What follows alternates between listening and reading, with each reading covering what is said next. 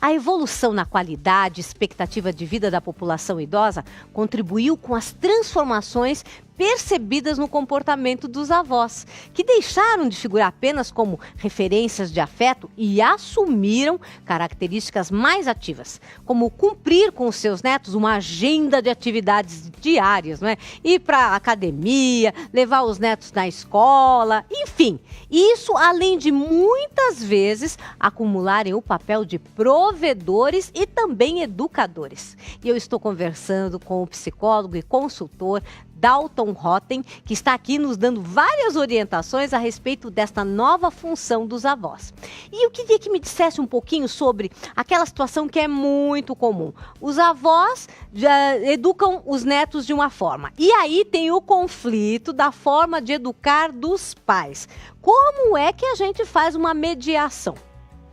Veja, no caso onde as crianças fiquem com os avós, Sim, assim por um tempo muito longo, o ideal seria que o ritmo fosse dado pelos avós. pelos avós. Pelos avós. Certo. Na verdade, o que eles precisam fazer? Precisam combinar isso. Perfeito. Certo? Então precisaria conversar, ver quais são as diferenças de opiniões, porque não é fácil, né? Oh, com não certeza. É fácil. As crianças hoje, elas têm muito mais liberdade do que as crianças da geração anterior. Certo.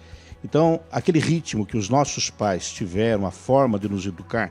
Então, por exemplo, se eu nunca disse para o meu pai, não é justo. Certo? Verdade. O meu filho Constantemente, né? pega e interroga, não é justo. Se eu dissesse para meu pai que não era justo, ele mandava ficar quieto e já estava decidido. Eu acho que nós ganhamos com isso, quer dizer, você tem um diálogo e muitas vezes a gente até descobre que não é justo realmente, tá certo? Que muitas vezes é a conveniência nossa, né? E não aquilo que seria o correto. Então, o que os pais têm que ter neste caso é a compreensão, certo? Da situação onde os avós estão desempenhando um papel de pais. Perfeito. Agora, doutor, assim, com esse novo papel dos avós, que estão tão envolvidos e que muitas vezes, assim, são responsáveis pela educação mesmo, não rola um certo ciúme, assim, entre os pais, os avós, tá certo? Aí fala assim, gosta mais de mim, não sei o quê. Não tem uma história dessa também? Sem contar que existe 2 avós e 2 avós, hein? Olha, eu diria pra você que rola e rola muito. Olha lá. Rola e rola muito, é verdade. Porque, veja, a gente tem aquela, digamos assim, imagem de que todos nós, vamos dizer, as crianças, elas adoram suas mães. Por que elas adoram suas mães? Porque a mãe é aquela que lhe dá a proteção desde o início, lhe supre as suas necessidades, tá certo? Então, não é algo automático que vem impresso em cada um de nós. É algo que é desenvolvido com a relação. Perfeito. Agora, no momento onde você tem alguém cumprindo esse papel, no caso os avós, e em muitos outros casos, por exemplo, babás. É verdade. Tá certo? Com quem que a criança vai desenvolver esse vínculo? Com esta pessoa que estiver fazendo este papel. Né? Mas pera um pouquinho, mas o direito é meu. Não. É verdade, é um papel. Eu tenho razão, viu, doutor? O que você tá fazendo? Eu tô olhando aqui, ó. Eu não tô vendo nada impresso aqui nele, não. Você tá abrindo a boquinha dele? O doutor falou que não vem impresso a história da mãe. Eu tô olhando aqui, eu não tô vendo nada impresso nele, não. Não, com certeza. Ele pegou afeto por você pelo convívio que vocês têm. Você tá entendendo? Com esse convívio bom. E é isso que o doutor está falando. E essa etiqueta que ele tem aqui atrás? Essa etiqueta? Feito por Fernandos Fantoche. É isso mesmo. Também o Fernando deu esta origem para o nosso Marcinho, você entendeu? E a origem é isso que a gente está falando, a origem de como vem essa questão do afeto, não é? Do acompanhamento. E também eu quero lhe perguntar, e aqueles filhos que, na verdade, repassam todas as obrigações para os pais, que aí são os avós das crianças. Porque tem filho que tem, né, os seus próprios filhos e fala assim, pai, mãe, ó, não tenho como cuidar, olha pra mim. Aí tem 1, 2, 3 e tudo quem vai cuidar é a avó. Como é que uma avó pode ter um limite sadio entre exercer a sua função de ser avó e não deixar com que os filhos, que são os pais das crianças, fiquem assim, digamos, numa situação totalmente cômoda de não ter responsabilidade, lavar, passar, cozinhar, fica tudo para a avó. Qual é esse limite sadio desta relação? Você sabe que você tocou num assunto que eu acho assim que é um problema de geração. Se você for verificar, a nossa geração, nós fomos muito obedientes aos nossos pais. Com certeza. E agora somos obedientes aos nossos filhos. É muito interessante. Essa é ótima. Olha, veja, nós estamos... parece que essa geração não tem vontade própria. É só obedecer. Então, obedecemos lá e agora estamos cumprindo as obrigações dos nossos filhos. Sabe, eu acho que isso tem um pouco com o que em psicologia, mas na década de 60, uma grande bobagem que se falou, que valeu por algum tempo e que ainda está na mente das pessoas. Qual? Que as pessoas não podem ser frustradas. Ah, isso é verdade. Sabe? Que as pessoas não podem ser frustradas. Esse foi um dos grandes desastres. Com certeza. Um grande desastre. Então, sabe, o meu filho tem que ter tudo. Então, a gente vem de uma geração que, de certa forma, foi reprimida, certo? Que não é correto, não é isso, né? E passamos por uma situação em que não podemos frustrar os nossos filhos. Os traumas. Você vai traumatizar a criança, né? Com coisas que são normas, são regras, né? Então, o que pode haver de pior, eu acho que para um pai e para uma mãe, é ter um filho dependente. Nossa, tem toda a razão. Então, nós precisamos educar os nossos filhos para a independência. Perfeito. Então, como avô, né, antes como pai, o que eu preciso ajudar o meu filho a fazer? A que ele assuma suas responsabilidades. Perfeito. Principalmente que ele assuma suas responsabilidades por suas escolhas. Entende? Porque ao assumir a responsabilidade por suas escolhas, ele vai, com certeza, aprimorar as suas escolhas e viver melhor. Nossa, foi perfeito, doutor, porque é uma realidade. E me dê alguns exemplos de como uma avó pode repassar para o pai da criança ou para a mãe da criança algumas coisas para que eles comecem a exercer essa função e ela não fique sobrecarregada ou o avô. Olha, o primeiro, eu acho que cada um de nós precisa examinar o tempo disponível. Perfeito. Certo? Então é assim, olha, qual é o tempo que eu tenho para me dedicar a essa situação? Por exemplo, nós tivemos uma funcionária na empresa que engravidou, não estava programado, ela ainda não era casada, daí no fim decidiu casar, montou lá e nasceu a criança, certo?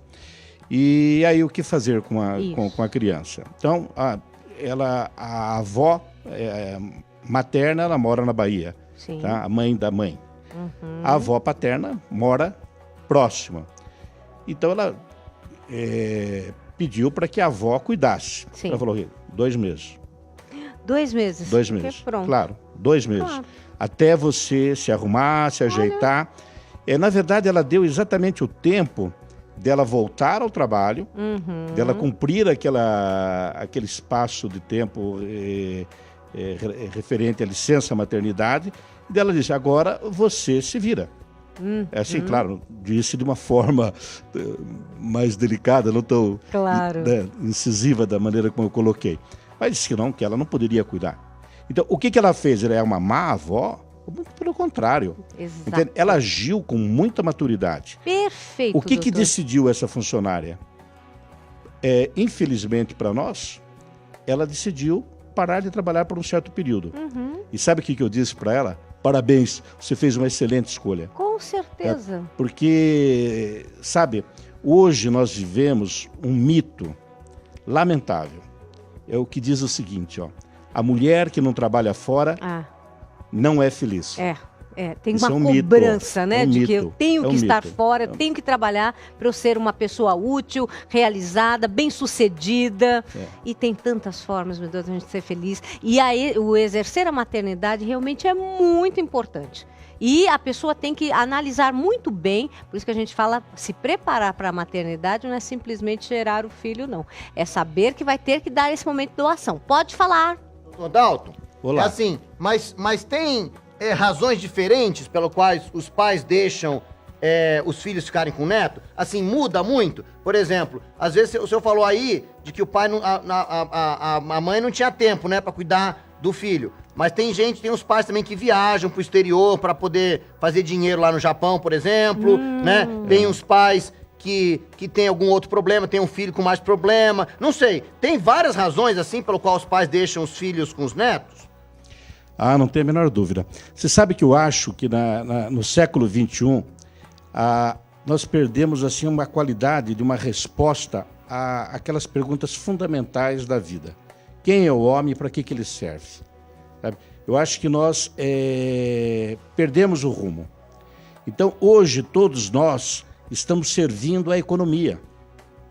Nós não estamos servindo ao humano. Sim. Nós estamos servindo simplesmente a interesses econômicos que não tem nada a ver com o ser humano. Algo que me ocorreu quando estávamos falando a respeito. Né? Ok, tem gente que tem o anseio de trabalhar. Se nós pensássemos realmente, né, na felicidade da mulher, a mulher que se tornou mãe. Então, eu conheço muitas pessoas, e a minha esposa é uma delas, certo? E ela poderia te dizer assim, de todo o coração, a felicidade que é para a vida dela educar o nosso filho da maneira como ela educa. E eu digo para você, as pessoas percebem e elogiam, e ela se sente muito feliz. Recompensada, não é porque se doou. Não é um trabalho fácil. Eu digo Sabe é mais o que ela difícil. diz? Ela usa uma expressão, é fazer uma faculdade. É verdade. É a faculdade vida, da né? vida. É Exige verdade. evolução. Então, essa dedicação já é um trabalho razoável. Com certeza. Agora, nós poderíamos ter, por exemplo, empregos de meio período, não é verdade? Nossa, seria tão bom, não é? Lembra das nossas professoras do primário? Puxa, é verdade. Normalmente eram mães... O quê? Trabalhar meio período? Eu só ia escolher trabalhar no período que eu não tinha que trabalhar. Não, mas é bom demais a gente poder exercer uma profissão e ao mesmo tempo estar ao lado das pessoas então, eu acho que a gente nós ama. podemos dividir em duas turmas. Sim. Uma são aquelas que podem optar. Tá? Então, é aquela pessoa que opta para deixar o filho ir trabalhar, não por razão de necessidade. E há aquelas pessoas que necessitam mesmo, não tem jeito. Não tem jeito. Então, ela precisa se virar de um jeito ou de outro. Então, nós temos aí muitas situações. São mulheres que acabam abandonadas. O índice de separações é elevado. Normalmente a carga recai muito mais para a mulher. Nós temos muitas mulheres chefes de família. Então, nós estamos falando também, isso também tem que ser considerado como uma dificuldade muito grande. Nós fazemos um trabalho aqui na comunidade Mário Cardim e tem uma participante lá que agora a filha dela completou mais ou menos, começou a andar, acho que mais ou menos um ano e pouquinho. E ela estava então aflita por arranjar um emprego. Ela precisava arranjar um emprego.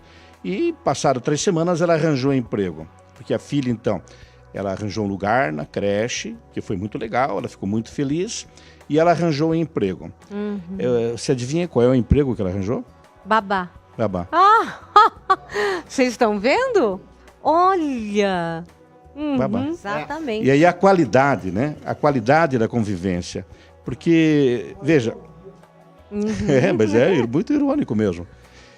A qualidade, né? Por exemplo, você pega a questão também da idade. Os avós não têm idade para uma carga de trabalho muito intensa. Sim. Certo? Então, já é um acompanhamento, já é uma qualidade muito diferente. Claro. Certo? Que a idade realmente pesa. Pesa, sem dúvida. Veja, não vai executar as brincadeiras. Agora vamos pensar do ponto de vista da natureza. Quando é que ela deu o período fértil? Tá certo? Tudo tem uma lógica, não é? Tem realmente uma perfeição. A gente tem que dar mão à palmatória. Diga. Infelizmente, acabou o tempo. Mas sempre assim, no sempre melhor assim, na hora da que a conversa tá muito boa. Vamos tentar estender o programa para 6 horas. Com certeza. Né? Mas você gostou? Quer assistir de novo a entrevista para você pegar essas dicas que o doutor estava aqui nos dando sobre como a gente pode se posicionar diante dos filhos a respeito dos nossos netos? Veja novamente o programa. Esse e outros também, os anteriores. É muito fácil, não é? Como é que a gente faz? Você entra no site paulinas.org.br. Isso. Exatamente. Ou então você procura a gente no Facebook. Aham. Ou no YouTube. Olha, ótimo! E lá você vai ver este e os outros programas e vai assistir novamente essa entrevista, porque com certeza vai sempre ajudar a agregar valores aí na sua família. Doutor, eu só tenho a lhe agradecer, mas eu vou querer que volte para dar continuidade a esse nosso bate-papo e também falarmos mais ainda sobre essa questão da nossa adaptação enquanto avós diante dessa sociedade que mudou tão rapidamente. Muito obrigada pela sua entrevista. Eu que agradeço, foi um grande prazer. Prazer foi nosso. E olha, agora a gente vai rapidinho pro intervalo. Eu vou ali falar com os meninos pra gente reavaliar tudo isso que a gente aprendeu sobre como ser avós no tempo moderno, não é verdade? E sabendo ter esse limite aí para que a gente possa exercer o nosso papel da melhor forma. Eu vou rapidinho pro intervalo e voltamos já já com mais dicas para vocês. Até já!